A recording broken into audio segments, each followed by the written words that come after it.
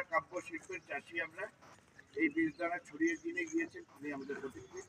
এই যশোরের গর্বিত মাটিতে মহাকবি মাইকেল মধুসূদনের জন্মধন্য সেই মাটি প্রাচীন যশোরের সর্বপ্রথম যে স্থাপনা সেই কালেক্টরেট চত্বরে বিদ্রোহী পরিষদে যশোর বিদ্রোহী সাহিত্য পরিষদের যে আয়োজন, এই আয়োজনটা আমি অনেক বড় আকারে দিচ্ছি এবং আমাদের মনে হচ্ছে এও একটা বীরদানা এখানে রোপিত হলো। সেখান থেকে বিজ্ঞানের চর্চার সাথে আমরা যারা জড়িত আছি তারা উদ্ভাসিত হবো।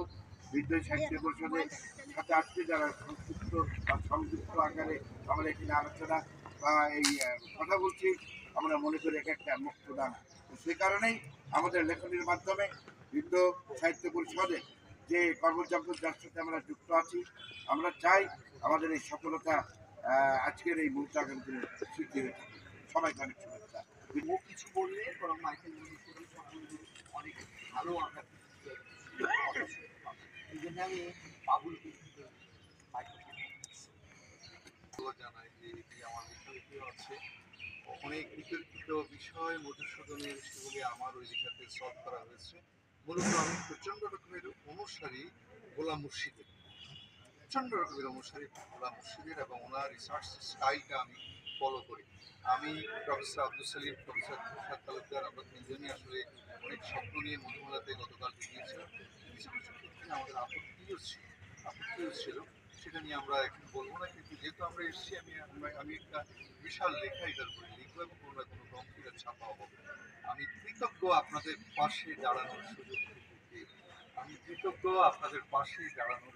দিতে, আমরা কৃতজ্ঞ। ধন্যবাদ সবাইকে। ভাই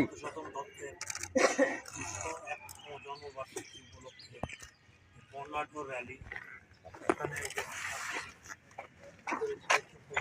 এখানে সাধারণ সম্পাদক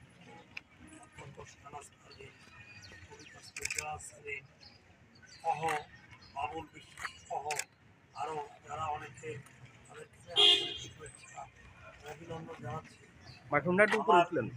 হর্সনেস অফ ভয়েসের জন্য আমি কথা বলতে পারছি। আমরা মাইকেল মধুসূদন দত্তের জন্মভূমিতে গিয়েছিলাম। এখানে আমাদের অনুষ্ঠান ছিল একটি উদ্বোধনী অনুষ্ঠান।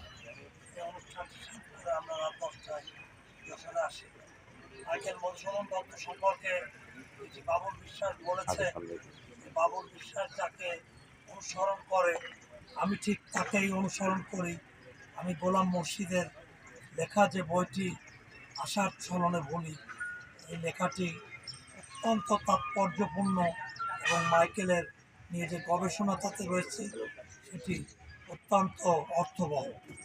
আমি বাবুল বিশ্বাসকে অনুরোধ করব তার যদি কোনো প্রকাশনা থাকে তাহলে আমাদেরকে যদি দিয়ে আমাদেরকে কৃতার্থ করেন তাহলে তাকে আমি অত্যন্ত ধন্যবাদের সাথে আমি এটি গ্রহণ করব। আজকের এই বর্ণাঢ্য র্যালি সুন্দর এবং সফলভাবে পরিচালিত হোক। আমরা আরেকটি অনুষ্ঠান আমাদের জেলা স্কুল আছে, সেখানে যাওয়ার কারণে সবসময় আপনাদের সাথে থাকতে পারবো না। বিশেষে আজকের নবজাগরণ সাহিত্যের প্রণেতা এবং তার অনেকগুলো বিশেষণ তাকে প্রযোজ্য করা যায়, সেগুলো আজকে আমি বলবো না, কালকে বলার চেষ্টা করেছিলাম।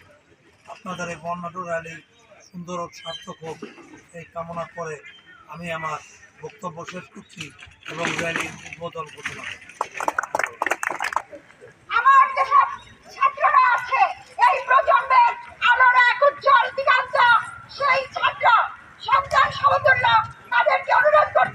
আমাদের র্যালির দুই পাশে সারিবদ্ধভাবে দাঁড়িয়ে যেতে, আমাদের মাতৃভূমির উজ্জ্বল নক্ষত্র যশোরের মানব যোদ্ধা বন্ধুরা এগিয়ে চলছে সম্মুখ পানে।